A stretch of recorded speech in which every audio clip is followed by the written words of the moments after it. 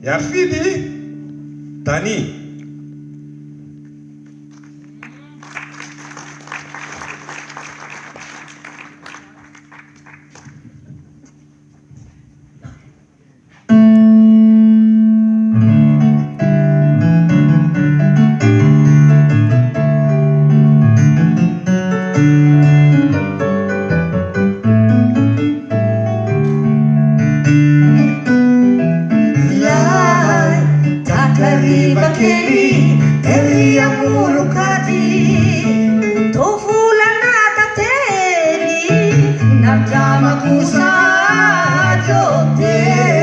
Riapitaku sa hira-hiri jalan, ni furna ni suso, ni rarai lala.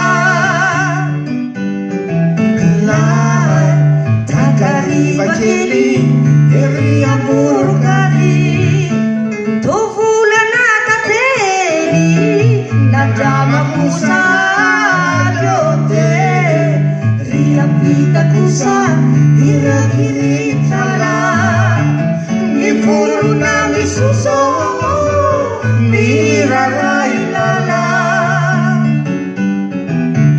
Ni rauna ni sali, wala pa fulamena, isika sa mifahali, fatara fanekena, ni riana na kota, anakku nari uni.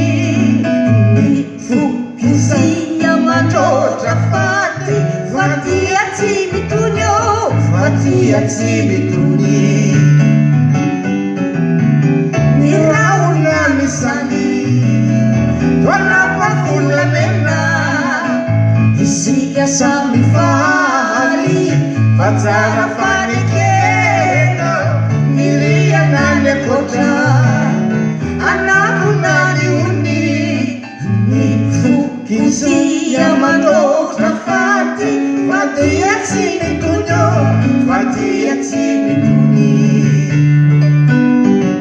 Lai takari bakili, eri amuru kadi, tufula natateli, nadamaku sa jote, riapitaku sa